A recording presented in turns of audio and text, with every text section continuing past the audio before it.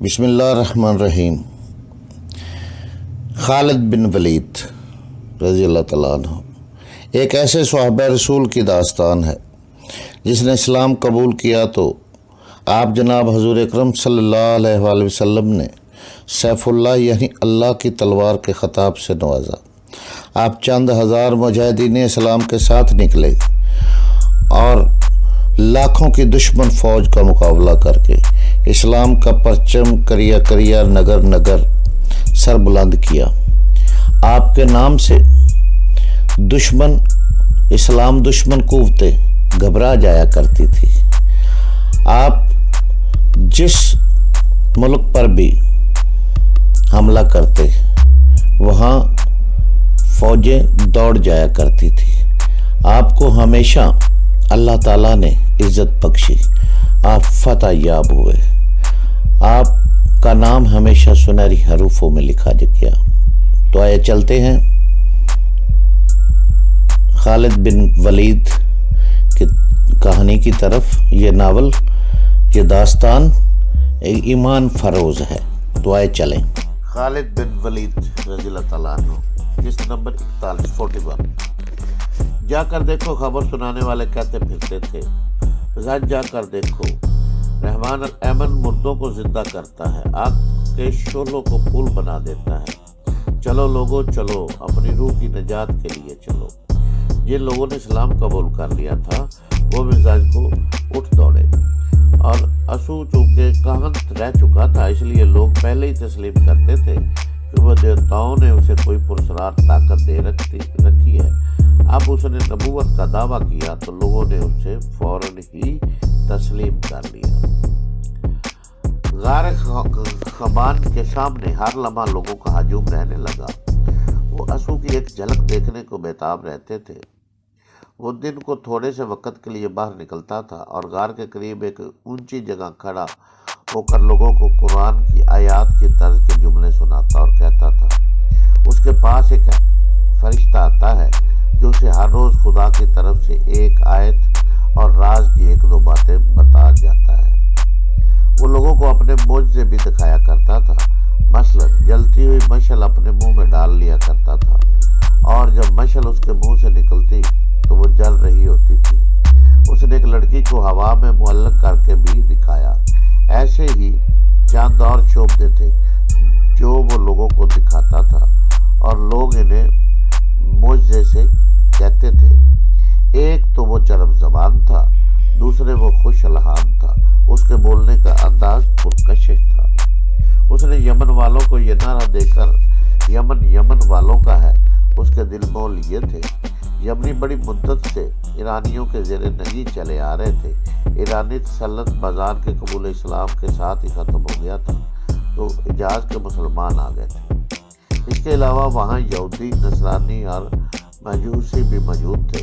یہ سب اسلام کی بیککنی چاہتے تھے۔ انہوں نے اسنا کی نبوت کو قدم جمانے میں در پردہ بہت کام کیا۔ اسو اپنی نبوت کی صداقت کے ایک گدھے کے ذریعے ثابت کیا کرتا تھا۔ اس کے سامنے ایک گدھا لایا جاتا، وہ گدھے کو کہتا بیٹھ جا، گدھا بیٹھ جاتا، پھر کہتا میرے آگے سر جھکا، گدھا سجدے کے انداز سے سر جھکا دیتا۔ گدھے کے لیے اس کا تیسرا حکم ہوتا میرے آگے گھٹنے ٹیک دے، گدھا اس کے آگے گھٹنے ٹیک دیتا۔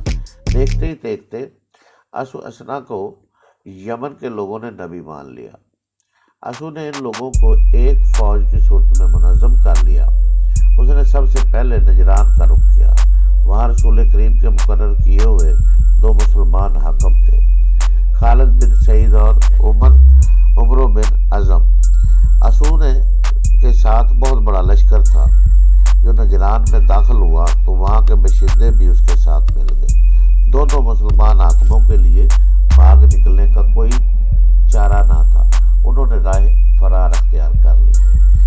اسو اس پہلی فتح سے سرشار ہو گیا اور اس کے لشکر کی تعداد بھی زیادہ ہو گئی۔ اس نے نجران پر اپنی حکومت قائم کر کے سفار کی طرف پیش قدمی کی۔ وہاں بازان کا بیٹا شہر حکمران تھا۔ اس کے پاس فوج تھوڑی تھی، پھر بھی وہ مقابلے پر ڈٹ گیا۔ اس کی للکار نے اپنی فوج کے قدم اکھڑنے نہ دیے، لیکن شہر بن بازان چونکہ اپنی فوج کا حوصلہ قائم رکھنے کے لیے سپاہیوں کی طرح لڑ رہا تھا، اس لیے شہید ہو گیا۔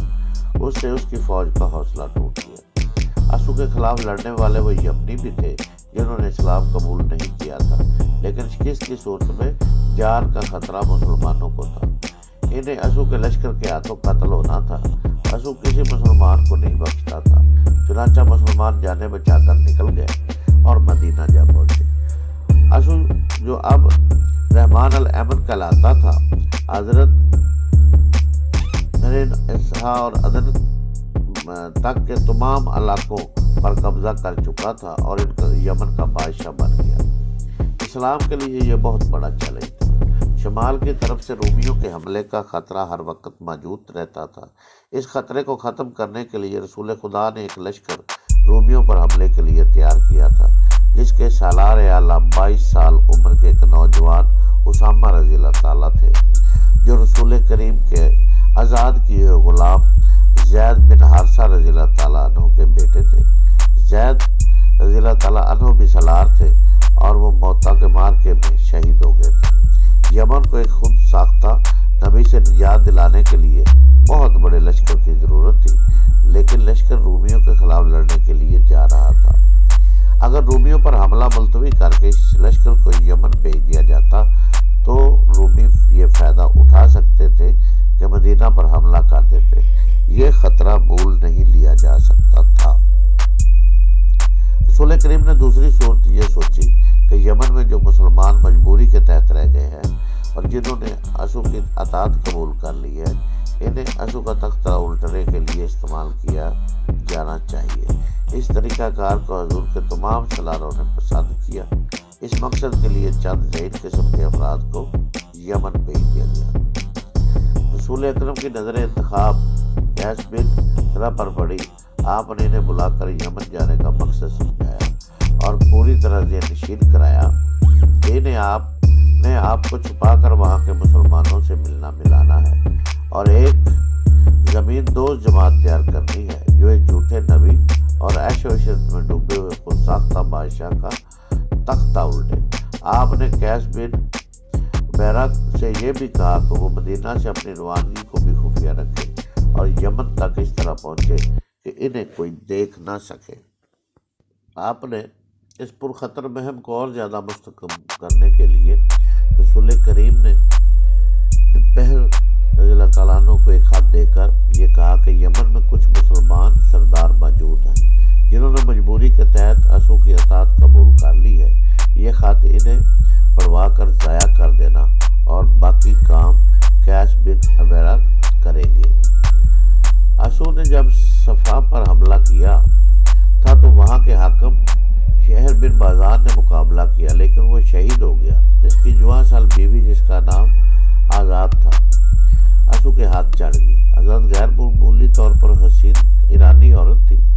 اس نے اسو کو قبول کرنے سے انکار کر دیا، لیکن اسو نے اسے جبراً اپنی بیوی بنا لیا تھا اور آزاد اب اس شخص کی اسیر تھی جس سے وہ انتہا درجے کی نفرت کرتی تھی۔ اکیلی عورت کو ہی کیا کر سکتی تھی؟ اس کی خوش نصیبی صرف اتنی تھی کہ اسو عورتوں کا دل دادا تھا۔ اس نے اپنے حرم میں 20 عورتیں رکھی ہوئی تھی۔ اسے تحفے میں بھی نوجوان لڑکی ہی ملا کرتی تھی۔ وہ ہر وقت عورت اور شراب کے نشے میں بدمست رہتا تھا۔ رسول کریم کے بھیجے ہوئے قیس بن رات چوری چھپے سفر کر کے اور بیس بدل کر صفا پہنچے۔ اسو نے صفا کو اپنا دارالحکومت بنا لیا تھا۔ ادھر دوپہر ایک مسلمان سردار کے ہاں خط لے کر پہنچ گئے تھے۔ اس مسلمان سردار نے انہیں یقین دلایا کہ وہ چاند ایک مسلمان سرداروں کو اکٹھا کر کے جنہوں نے دل سے اسو کی اطاعت کو قبول نہیں کیا، لیکن اسو کا تختہ الٹنا ممکن نظر نہیں آتا کیونکہ وہ صرف بادشاہ ہی نہیں، یمن کے باشندے اسے اپنا نبی بھی مانتے ہیں۔ قیس بن بیرق ایک ایسے ٹھکانے پر پہنچ گئے جہاں رسول کریم کے شدائی مسلمان موجود تھے۔ ان مسلمانوں نے بھی وہی بات کہی جو مسلمان سردار نے کہی تھی، لیکن ان مسلمانوں نے ایسی کوئی بات نہ کہی کہ وہ اس زمین دوز تاریخ میں شامل نہیں ہوں گے۔ انہوں نے پرعزم لہجے میں کہا وہ خفیہ طریقے سے وفادار مسلمانوں کو اکٹھا کر لیں گے۔ ہم اس جھوٹے نبی کو ختم کرنے کے لیے زیادہ انتظار نہیں کر سکتے۔ ایک مسلمان نے کہا، جو وقت گزرتا جا رہا ہے اس کی مقبولیت میں اضافہ ہوتا جا رہا ہے۔ کیا تم لوگ یہ نہیں سوچ سکتے کہ اس شخص کو قتل کر دیا جائے؟ قتل کون کرے گا؟ ایک اور مسلمان نے پوچھا، اور اسے کہاں قتل کیا جائے؟ وہ محل سے باہر نکلتا ہی نہیں۔ یہ بھی معلوم ہوا ہے کہ محل کے ارد گرد محافظوں کا بڑا سخت پہرا ہوتا ہے۔ کیا ہم میں سے کوئی ایسا آدمی نہیں جو اسلام کے نام پر اپنی جان قربان کر دے؟ قتل کا مشورہ دینے والے مسلمان نے پوچھا، اس طرح جان دینے سے کیا حاصل کہ جسے قتل کرنا ہے اس تک پہنچ ہی نہ سکے؟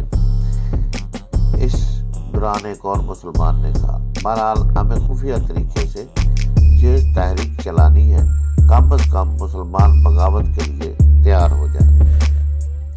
اسو نے یمن پر قبضہ کر کے پہلا کام یہ کیا تھا کہ ایران کے شاہی اور دیگر اعلیٰ خاندانوں کے جو ایرانی اس کے ہاتھ چڑھ گئے تھے، انہیں اس نے مختلف طریقوں سے ذلیل و خوار کر کے رکھ دیا تھا۔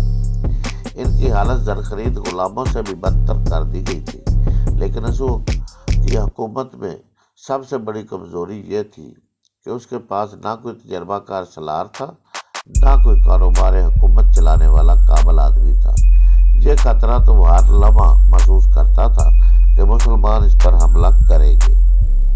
وہ خود عسکری ذہن نہیں رکھتا تھا۔ اس کمی کو پورا کرنے کے لیے اسے ایرانیوں کا ہی تعاون حاصل کرنا پڑا۔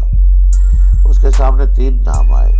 ان میں ایک ایرانی نام قیس بن عبد الغوث تھا جو بازان کے مانا ہوا سالار تھا۔ دوسرے 2 حکومت چلانے میں مہارت رکھتے تھے، ایک تھا فیروز اور دوسرا یا فیروز نے اسلام قبول کر لیا تھا اور وہ صحیح معنوں میں سچے دل سے مسلمان تھا۔ اسو نے قیس کو سالار اعلیٰ بنا دیا اور فیروز اور دا زاویہ کو وزیر مقرر کیا۔ تینوں نے اسو کی وفاداری کا حلف اٹھایا، اسے یقین دلایا کہ وہ ہر حالت میں اس کے وفادار رہیں گے۔ ایک روز فیروز باہر کہیں گھوم پھر رہا تھا کہ گداگر نے اس کا راستہ روک لیا اور ہاتھ پھیلایا۔ تو مجھے معذور نظر نہیں آتا؟ فیروز نے اس سے کہا، اگر تو معذور ہے تو تیری معذوری یہی ہے کہ تجھ میں غیرت اور خودداری نہیں۔ تو نے ٹھیک پہچانا ہے، گداگر نے اپنا ہاتھ پیچھے کرتے ہوئے کہا، میری معذوری یہی ہے کہ میری غیرت مجھ سے چھن گئی ہے، اور میں دیکھ رہا ہوں تیری بھی یہی معذوری ہے۔ میں نے بھیک کے لیے ہاتھ نہیں پھیلایا، میں اپنی غیرت واپس مانگ رہا ہوں۔ اگر تو پاگل نہیں ہو گیا تو مجھے بتا تیرے دل میں کیا ہے؟ فیروز نے گداگر سے پوچھا۔ میرے دل میں اللہ کے اس رسول کا نام ہے جس کا تو شدائی ہے، گداگر نے فیروز کی آنکھوں میں آنکھیں ڈال کر کہا۔ اگر اسو کی شراب تیری رگوں میں چلی نہیں گئی تو میں جھوٹ نہیں کہہ رہا، تو نے دل پر پتھر رکھ کر اس کی وزارت قبول کی ہے۔ فیروز نے ادھر ادھر دیکھا، وہ سمجھ گیا کہ یہ مدینہ کا مسلمان ہے، لیکن اسے یہ بھی خطرہ محسوس ہوا کہ یہ اسو کا کوئی مخبر بھی ہو سکتا ہے۔ مت گھبرا فیروز، گداگر نے کہا، میں تجھ پر اعتبار کرتا ہوں، تو مجھ پر اعتبار کر۔ میں تجھے اپنا نام بتا دیتا ہوں، قیس بن عبیرہ۔ مجھے رسول خدا نے بھیجا ہے۔ کیا تو سچ کہتا ہے کہ رسول اللہ نے تجھے میرے پاس بھیجا ہے؟ فیروز نے اشتیاق سے پوچھا۔ نہیں، قیس نے کہا، رسول اللہ نے یہ کہا تھا کہ وہاں چلے جاؤ، اللہ کے سچے بندے مل جائیں گے۔ تجھے کس نے بتایا ہے کہ میں سچا مسلمان ہوں؟ فیروز نے پوچھا۔ اپنے رسول کا نام سن کر رسالت کے شدائیوں کی آنکھوں میں جو چمک پیدا ہوتی ہے وہ میں نے تیری آنکھوں میں دیکھی ہے، قیس نے کہا۔ تیری آنکھوں کی چمک کچھ زیادہ ہی آ گئی تھی۔ فیروز نے قیس سے کہا وہ چلا جائے۔ اس نے قیس کو ایک اور جگہ بتا کر کہا کہ کل سورج غروب ہونے سے کچھ دیر پہلے وہ وہاں بیٹھا گداگری کی شلنگاہ لگاتا رہے۔ اگلی شام فیروز اس جگہ سے گزرا جو اس نے قیس بن عبیرہ کو بتائی تھی۔ فیروز کے اشارے پر قیس گداگروں کے انداز سے اٹھ کر فیروز کے پیچھے پیچھے ہاتھ پھیلا کر چل پڑا۔ رسول خدا تک پیغام پہنچا دینا کہ آپ کے نام پر جان قربان کرنے والا ایک آدمی آنسو کے سائے میں بیٹھا ہے۔ فیروز نے چلتے چلتے ادھر ادھر دیکھے بغیر دھیمی آواز میں کہا، اور میں حیران ہوں کہ اتنی جنگی طاقت کے باوجود رسول اللہ نے یمن پر حملہ کیوں نہیں کیا؟ ہرقل کا لشکر اردن میں ہمارے سر پر کھڑا ہے۔ قیس نے کہا، ہمارا لشکر رومیوں کو حملہ کرنے کے لیے جا رہا ہے، اب 2 آدمی پورے لشکر کا کام نہیں کر سکیں گے۔ کیا تو نے یہ سوچا ہے کہ 2 آدمی کیا کر سکتے ہیں؟ فیروز نے پوچھا۔ قتل، قیس نے جواب دیا اور کہنے لگا، مجھ سے یہ نہ پوچھنا آنسو کو کس طرح قتل کیا جا سکتا ہے۔ تو نے اپنے